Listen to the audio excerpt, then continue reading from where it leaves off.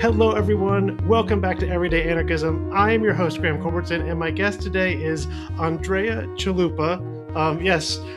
Just so you know, we're not recording video. I publish only I'm gonna still audio. make gestures anyway, because that's the way. Be as excited as you want to be. I just want to make sure that your gestures will be wasted on the audience. Only I will receive the gestures. Yes, and I don't consider it a waste. So we are here to talk about your new graphic novel, and I should say it's half yours. There is an artist who's not with us, and the art is wonderful. But I need to acknowledge the collaborator, Bram Ravel. He's extraordinary, stunning work. And this book is called Mrs. Orwell. And let me do a little introduction, and then I'll unleash you, because George Orwell is, I think, for most people on the left, but especially for anyone with anarchist sensibilities, I mean, basically anyone except for the Stalinists is a hero. His works are fantastic. I mean, yes, he's been appropriated by the right, and everyone likes to talk about Big Brother, but that's okay. We can all hate totalitarianism together. His books are wonderful. In particular, this book, Homage to Catalonia, is incredibly important to anarchists. And I've seen cropping up lately, as someone who is certainly no expert on Orwell and knew very little about his life, that he had a highly important collaborator who had been left out of his story. And as soon as I saw that, I thought, I should say, Orwell is a fictional character, is a pen name. Eric Blair is the name of the actual writer. And so as soon as I saw your book, Mrs. Orwell, which is not Mrs. Orwell because she's just a Mrs., but because Orwell was two people, a writer and an editor, I knew that I had to have you on the show to unpack this. And I have to say, again, the art is stunning. The story is stunning. It's beautiful. I devoured this thing. I recommend it to the listeners. I've already given the copy over to my wife to read. It's a fantastic accomplishment. So before I say anything else, thank you for writing this book and telling this story. It was amazing. Oh my gosh. Thank you so much for that incredible introduction. And I hope your wife enjoys it as well.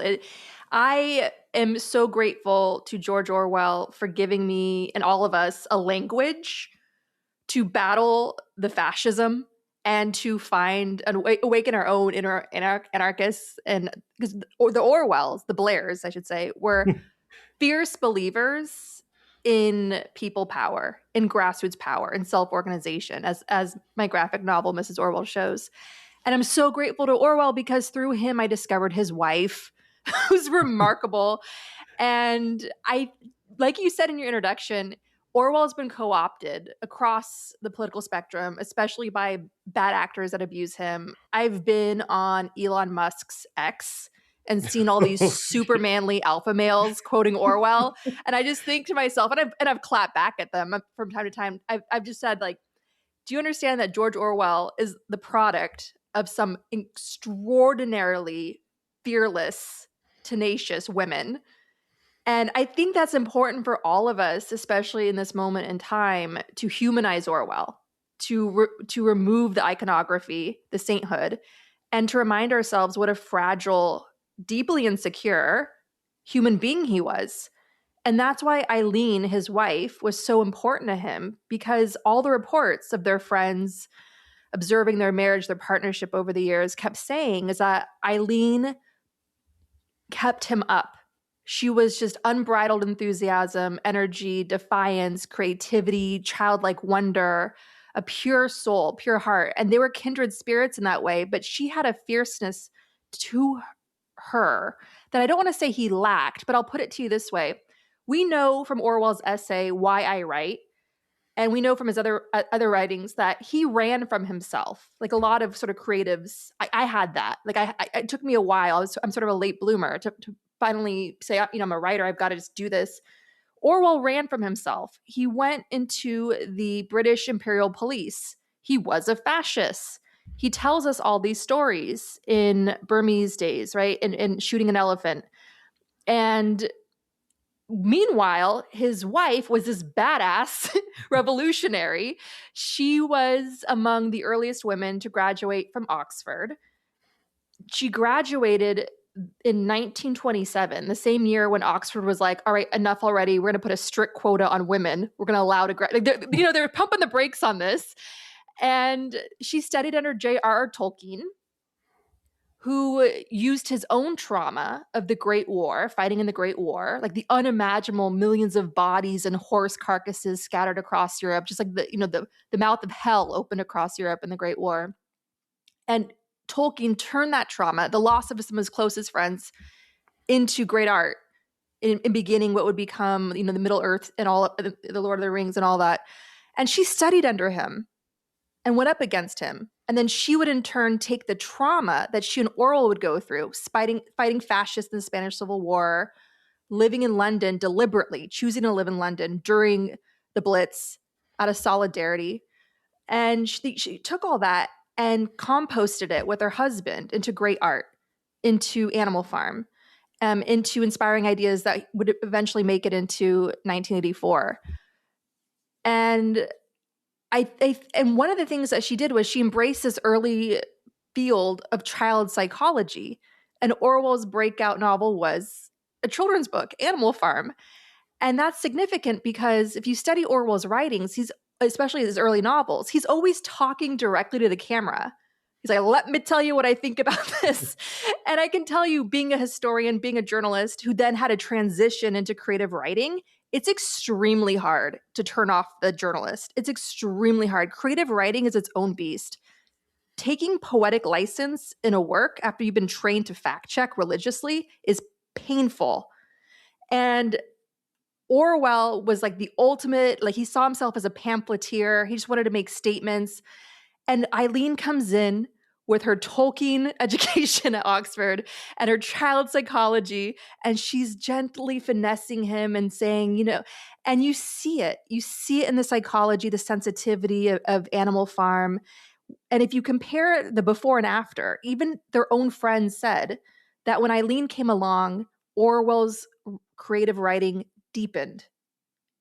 And her descendants even credit her with straight up writing Animal Farm. And when I was in the Orwell archives in London, like right after Brexit, I was there for 2 weeks casting for my film, Mr. Jones, which Orwell's in as a character. It's about, it stars James Norton and Vanessa Kirby. It's about Stalin's genocide famine in Ukraine. I was looking at the Orwell archives, like touching their documents, their diaries, the paper and all of that. And I came across a letter of a friend who had just visited the Blairs and said, I had dinner with Eric and Eileen, and Eric was George Orwell's real name. Eric was mumbling something about some book about animals. It sounded horrible, but Eileen was so excited. She's like, "This is the one. This is the one," and she was right. Animal Farm was the book that finally made him rich and famous, and that was Eileen's driving force. And just to understand, like, why he got caught up with her. Like, Orwell was a hot hipster brooding guy that the girls threw him, like he had all these lovers, like girls were throwing themselves on him. His friends couldn't understand it. And the reason why he chose Eileen and Eileen chose him was because they had instant kinship. They had this instant electrical connection. Like the night they met at a party at his house, she was friends with Eileen came into Orwell's life in a child psychology class with Orwell's roommate, this woman named Rosalind. And Rosalind and Eric Blair were having a party, and Eileen was invited, and she was the life of the party, this Irish girl, just so charismatic, so fearless. And that night, Orwell said, that is the kind of girl I'd like to marry. And they had this whirlwind romance because their families were trying to stop them. Because in each of their respective families, Eileen and Eric were seen as sort of those black sheep, sort of like, oh, that's the whimsical artist of the family. We've got to protect them from their worst instincts and society itself. They're sort of, they were seen as that sort of troublemaker in their respective families. Orwell more so, certainly. And so they had to rush the aisle because their families were very proper Victorian British families going, what is this? And so they had a whirlwind romance, and when they're getting married and as newlyweds, the war broke out in Spain, and they spent their honeymoon fighting fascists in the Spanish Civil War. And there's, of course, a whole section of that extraordinary, taken from history moment in their lives where they're being hunted by Stalin's agents on the front lines. And Eileen literally saves her husband's life, smuggling them out of Spain. And there would have been no George Orwell if it weren't for her. Like, she saved her husband's life, not just in Spain, but later when he was hemorrhaging blood, when he was having his lung issues. She called her brother, who was a doctor, specialized in Orwell's exact condition by chance. And so I can't stress enough that the story of Eileen, her tenacity, her spirit, it's one that has helped me tremendously in confronting the times that we're in today. Yeah, that's all fantastic. A couple things I want to say. I mean, first, as listeners know, I've mostly not covered Homage to Catalonia much and the Spanish Civil War because I'm a little afraid in that there has been since that book was written, or at least since Orwell became famous, there's an entire scholarly apparatus arguing about how accurate it is to the wider picture of the Spanish Civil War. And someday I'm going to find a scholar who I truly trust to help me parse through it. But I haven't done that yet. Certainly, the anarchists come off great in that book, and Stalin is the villain, and that's really easy for me to believe. But we'll have to I'll have to worry about that some other time. The one thing I did want to keep talking about, though, before we go further into the story, is just this question of the collaborator. I mean, it's so often it's a woman or a wife, the collaborator who you know is 50% of the partnership, or indeed even more, and just doesn't get mentioned. I learned only recently, and of course I've forgotten her name, that John Stuart Mill's famous essay on liberty was co-written by his with his wife, which I have like 3 copies of that book floating around somewhere, and it just says J.S. Mill on it. When I was a kid, I loved this mystery writer my mom got me hooked on named Dick Francis, and all of Dick Francis's books later in his life weren't very good because his wife died, and I don't know if she was 50% or 70%, but she was at least 50%, it turns out. But it just says Dick Francis on the cover. By the flip side is there's still people who can't believe that Mary Shelley wrote Frankenstein. Percy Bysshe Shelley, great writer, great thinker, not as good of a writer or a thinker as Mary Shelley. But even though that book has her name on it, you'll still find people saying like, well, it was Percy who wrote it. And I know this trend must continue, but it's also time for us to start calling bullshit on it and saying, no, we're not gonna do this anymore.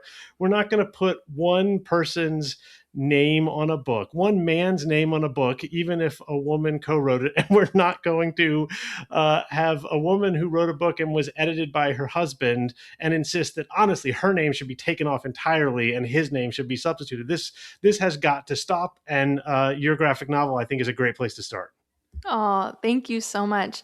Yeah, I think it's such an important reminder that Eric Blair was human and he needed a whole support system to do what he did and transform in the ways that he always wanted to in order to become an artist. He tells us in Why I Write, like, I have an ego, I want to be an artist.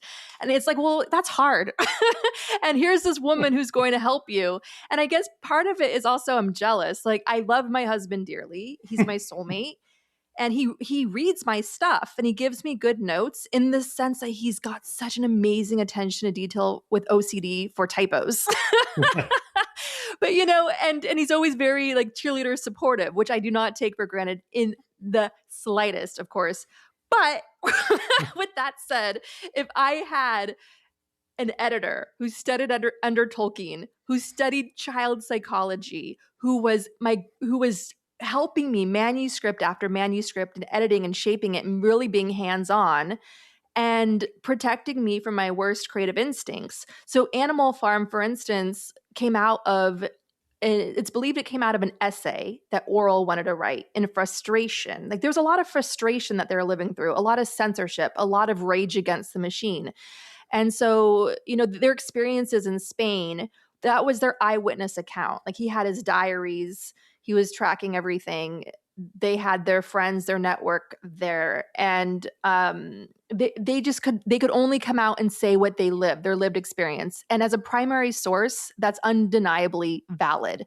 And they took a lot of great personal risk and professional risk in doing that, because coming out of that war, the prevailing orthodoxy was that Uncle Joe Stalin was our hero, the workers' hero.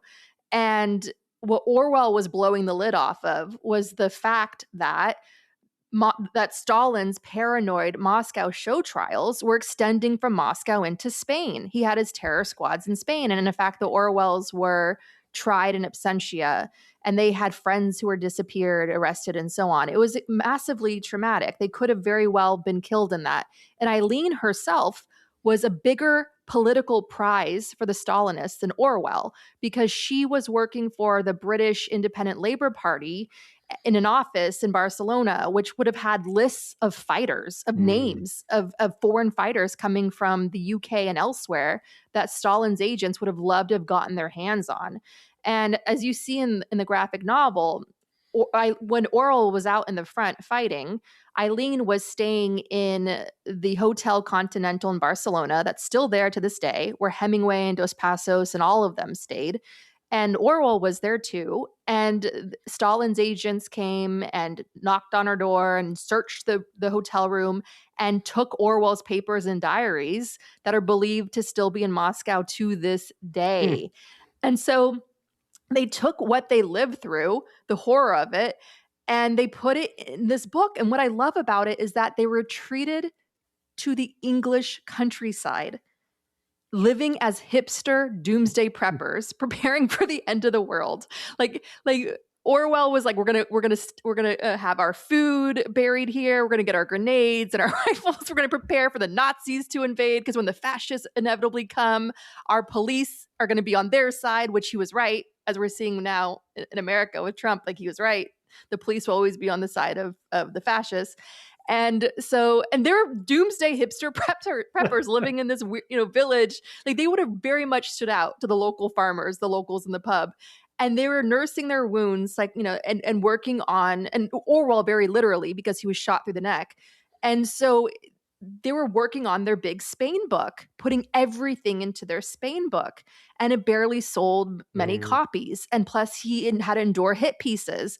There was one report I came across where one of his friends from Spain was getting harassed at his home over disinformation campaigns, attacking him for trying to speak out about what it was really like over there, because there was the ideology wars. Like, we think our fights are bad now on social media. The ideology wars of the 1930s and 40s and so on, where people really took a side and were so fiercely tribal in that side, and you weren't allowed to step out of line. Orwell and Eileen dared to step out of line. They believed their eyes and ears. And so and in that frustration and going up against all of these powerful forces, including their own friends, including what was fashionable back then, they had to sort of bob and weave and find a way. And so Orwell wanted to write another essay saying, like, God damn it. Like, you know what I mean? Like, grabbing the reader by the collar. And Eileen was like, no. We need to find, another way of doing this. And eventually that other way became Animal Farm. And of course, like, as anyone who's created a work of art knows, art is all collage. Like, he got ideas from watching a boy driving a horse cart and whipping the horse and thinking, if that horse only knew its power, it could crush that boy. And then, of course, he and Eileen were trying to make a go of it, living as farmers and raising chickens and goats and things. And so some of the animals make appearances in Animal Farm, and Eileen hated the farm. And so she'd come up with these dramatic stories about the animals. And of course, that drove the novel as well. And so for me, it's just such a beautiful, inspiring reminder for us today, is to be tenacious.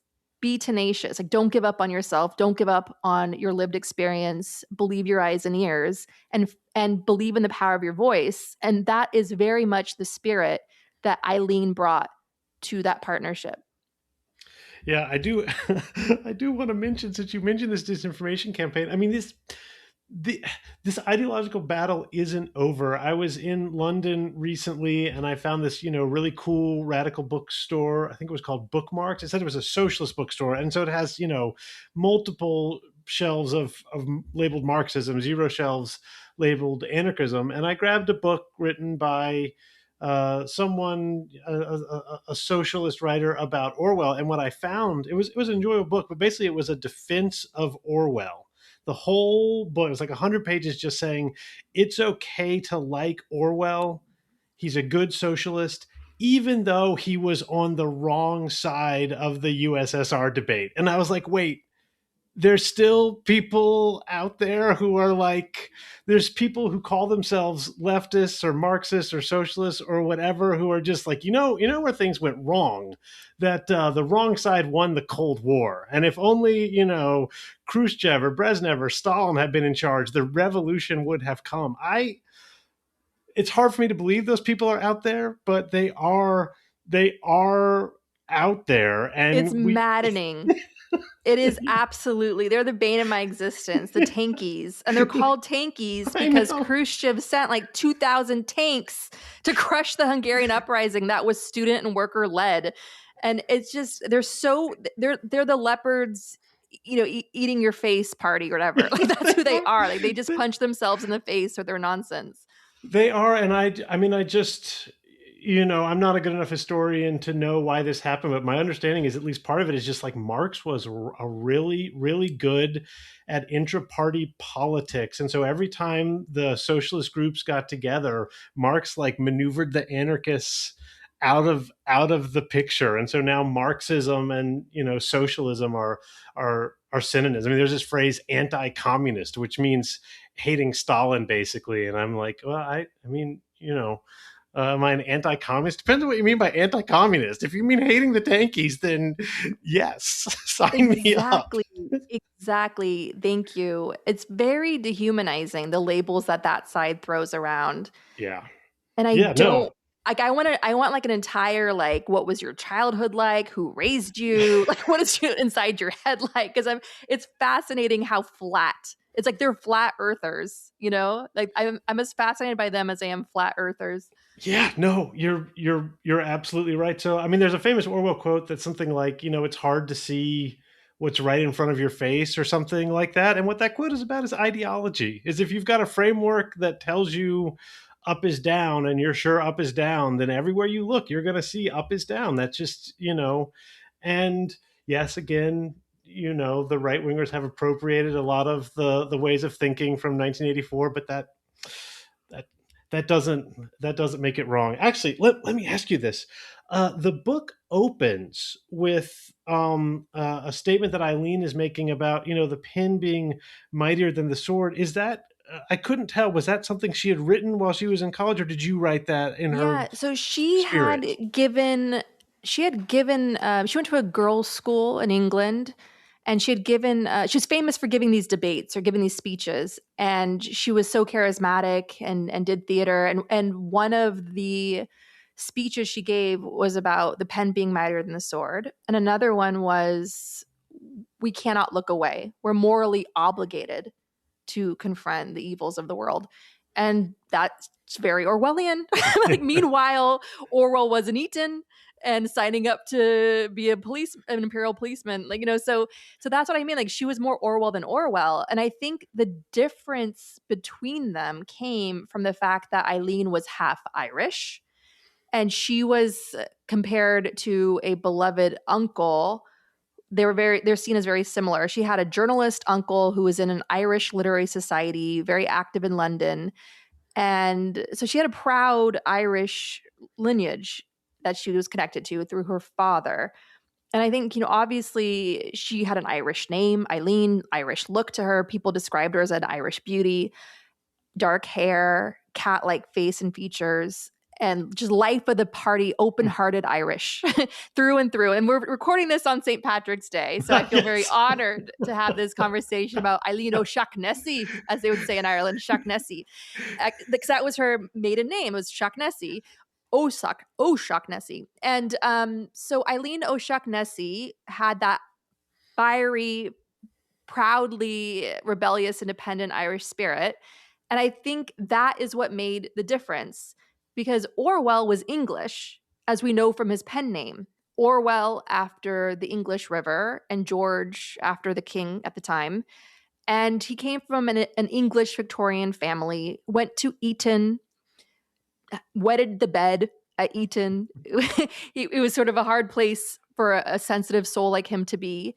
And here comes proud, loud, loves to drink, loves to smoke, climb over the furniture of the party kind of energy, Eileen, who gives him a place to be safe, gives him a nest in the storm, and gives him all the enthusiasm and encouragement he, as a deeply insecure man who's probably a bit traumatized from a Victorian upbringing, needed, and believed in him, fiercely believed in him. She worked the jobs, the day jobs, to help him, to help support them, and so he could write.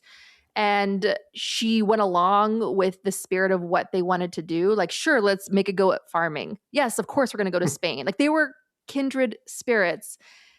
And they had a bit of an open marriage as part of that. Orwell could sleep pretty much with whoever he wanted. He would go after her friends from time to time. We don't know as much about that on her side. We don't think it really happened, except for dramatically, as you see in my graphic novel, when they landed in Spain, there was a charismatic commander in Orwell's battalion, this man, this mysterious figure by the name of George Kopp, who was larger than life, brilliant. And he was good. Adopted the Orwells right away. And it's believed very strongly that he fell in love with Eileen. We don't know if anything happened between George Kopp and Eileen in Spain, but we do know that Kopp was arrested, imprisoned as part of Stalin's witch hunts in Spain. And it took a while for him to get out finally. And when he rebuilt his life again, he spent it trying to stay as close to the Orwells as possible. He would go off and go on his own adventures. He fought in the French resistance for a time, but he would always come back and find the Orwells and stay close to them, and even married Eileen's sister-in-law. And so the belief is that there was something there between them, at least emotionally, an emotional affair. In fact, in 1984, Winston Smith's torturer, O'Brien, who pretends to be his friend as part of some underground resistance, and then, surprise, ends up becoming his torturer. O'Brien, that character, fits the physicality of George Kopp. And so the belief, and Orwell even had a quote that said he could tolerate physical affairs, but he drew the line on affairs of the heart. So discovering that Eileen had some sort of something with George Kopp, some connection there, would have been crushing for him, given especially his sort of insecurity as well, his famous insecurity. Yeah, no, that makes complete sense. In a piece I read on Orwell in the London Review of Books a couple of years ago, is by Colin Burrow. He makes a big deal that Orwell, Orwell tried to refuse ideology and just stand for decency, which I'm a huge fan of that formulation. That's, David Graeber basically says that almost identically, and Kropotkin says things like this as well. We don't need a mathematical formula for what, from each according to their ability and to each according to their needs means. We don't need bureaucracy. We just need to behave decently to one another, be neighborly, treat everyone well. The real problem with that, at least this is Colin Burrow's point, and I think this is true, historically, that's always been the rule for almost every society. It's just a question of who you are willing to treat decently. And for most socialist movements historically, women have not have not counted. Socialist men have not thought that behaving decently to everyone, it's liberty, equality, fraternity. Exactly. It's a brotherhood. So it doesn't surprise me at all to see Orwell as, hopefully he was decent to all of his fellow brother soldiers on the battlefield, but the fact that he wasn't decent to his wife, that he had a sexual double standard. I mean, that's the legacy of the socialist movement, and it has not done enough to reckon with that. 100%. Thank you so much for saying that. Yes, absolutely. And it's very much like if you look at the political coverage, the foreign affairs coverage, the national security coverage in America, certainly leading in the years leading up to Trump coming to power, the vast majority of the voices platformed across media, especially cable news and the Sunday shows, were men. Something like 75, 78%, some massive, massive number. So it's not a surprise that we ended up with Trump because women's voices and warnings were being sidelined until we finally just had enough. And the Me Too movement, outed some fools that finally needed to be outed, and allowed the Epstein victims to come forward, giving them like a cultural shield of women voices. And so, yeah, we're in a reckoning that's long overdue, and it has ups and downs. Like it needs to come back, and I don't think Orwell fans should be threatened, and Yeah. Orwell scholars should be afraid because so many of them overlooked Eileen for so long and just thought that Orwell came out fully formed of Zeus's head like Athena. And I think it's just it does all of us a service to be centered on the human being and resist the sainthood. Because how else are we going to live up to that? How else are we going to continue the legacy of fighting for the truth and being decent human beings? Yeah, and it's so important that we do neither. So I have this formulation. I mean, so Nietzsche says, you can have sort of monumental history in which you just use someone as an exemplar and just try and imitate them, or you can have critical history in which you evaluate them carefully and honestly. But if you do that, literally every person fails the test. So Nietzsche ultimately doesn't really resolve this, but the fact of the matter is, no one is worthy of monumental history. No one can survive critical history. We have to practice both together in some way. Otherwise, the past will become either nothing but saints or nothing but villains, and that's not helping us. Pretending Orwell was, the most decent man who ever lived is not gonna help us understand Orwell. It's not gonna help us use his books. Pretending that Orwell was some sort of inhuman monster who we can safely ignore because he mistreated his wife and other women, that's not going to help us either.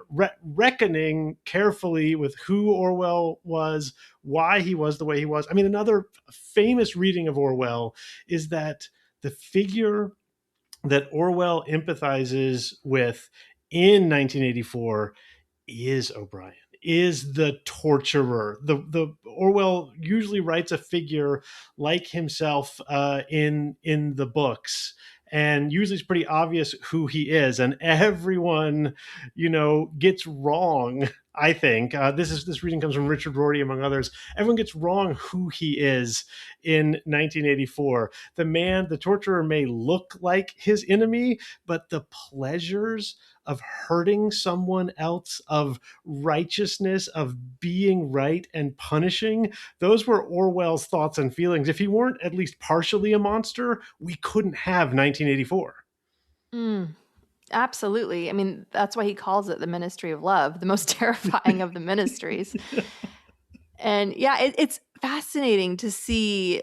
Like I said, art is a collage. So to see all like the little glimpses, the little chapters of his life come together in his art, like the room that he worked in at the BBC, I think it was the conference room, was room 101. That was the torture chamber room. Yeah. But yeah, no, it's.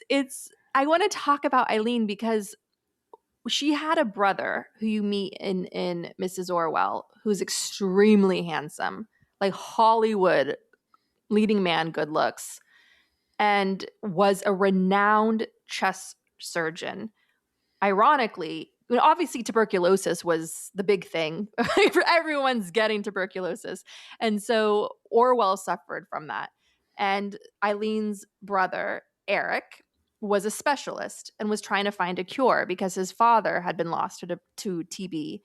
And so that was how Eileen was able to call up her brother frantically and say, Eric, my Eric, George Orwell, is coughing up blood. Hurry, quick, quick. And her brother was able to intervene and help him. And I bring up her brother because he was her rock. He was the one who would drop everything for her in the middle of the night to help her, no matter where she was. Like, he would be by her side, and he believed in her and loved her and was so protective of her. And he was the exact opposite of her husband in every way. And what ends up happening, as we see in the script, is that he goes off to fight in Dunkirk and he never comes back. And there are the Orwells in London during the Blitz. Their building gets bombed. London is rubble. People's clothes are flying around in the wind, on the street, in the trees. And the British stiff upper lip, everyone's just trying to get through it. And she's living this time in such dark grief and mourning. Like the reports are that she was practically like just comatose, just not there anymore. And I just think about that so much because the world was ending. They had no idea that they were going to have D-Day and this heroic liberation of Europe and the end of the war. It seemed completely unthinkable then. And despite all that, Eileen and Eric Blair continued creating, continued writing. They fought rejection and censorship to finally get Animal Farm out into the world. And I think that is the message for all of us right now, as beaten down and tired as we are today, our nervous systems under attack deliberately by the oligarchy, by oligarch consolidation of media, by weaponization of every single social media platform, of all ran by major Trump donors. Our nervous systems are deliberately under attack to demoralize us and make us think that there's no future left, and just to submit and surrender and just normalize everything that's happening to us. And I think the message of Eileen and Eric Blair, the message of George Orwell being a band name, is this fact that being defiant is its own victory. Yeah, I could not agree more. And to go back to where you begin the book with the idea of the pin and the pin is the mightier the sword, and to bring the tankies up again. So I'm working on a piece on Marx right now, and Marx is very clear that ideas don't matter except as they underlie are driven by historical materialism, by which he means physical reality, by which he means economics. He says philosophy doesn't matter, and he says art doesn't matter. All that matters is who holds the means of production. And he contradicts himself in other places. Marx contains multitudes, as we all do. But reading that line by Marx yesterday morning, where he says aesthetics and philosophy don't matter, and then reading your graphic novel with that statement by Eileen at the beginning that says art is the thing that galvanizes us and changes the world, I just thought, I know which side I am on. I am on the side where art matters. I'm on the side where ideas matter. I'm on the side where individual people can, will, and should fight to make the world a better place. And I mean, Eric Blair was too, but with plenty of reservations and, let's say, problematic behaviors. It seems that of the two of them, the one who was most resolute in that stance was Eileen, and this is a figure who I knew almost nothing about before your book. So, thank you so much for writing it. My pleasure. And I think that attitude that art doesn't matter is a very privileged one, Yeah. because for oppressed groups like the Irish, sometimes all they had was their art to fight back and make sense of what was happening to them and process their trauma and grief, and to choose to keep going and to memorialize their heroes that had been killed. Art is a major tool of resistance because sometimes that's all we have left.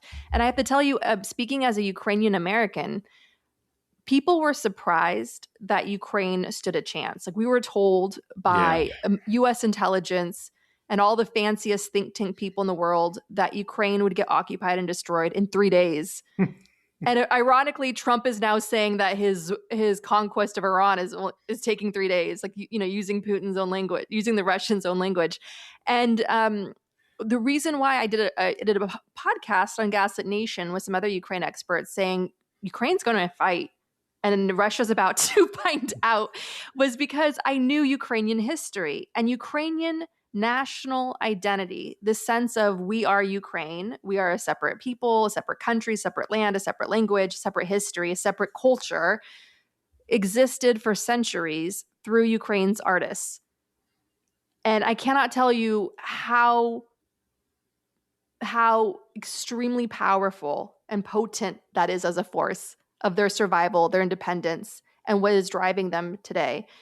There were leading poets across Ukraine who used poetry as a coded subversive language or a flat out like punch to the face of the Russian Empire. I'm talking about like the eco fascist anarchist Lesia Ukrainka, who wrote an amazing poem called The Forest Song, of like a forest spirit that sets a whole village on fire and says something like, you can't kill me, I'll live forever, I never die. Like, it's like, it's so defiant. And the artists were, generation after generation, Ukraine's artists would provide the people that were oppressed with a language on how to keep going, how to be defiant, how to take dignity and pride in yourself as a human being.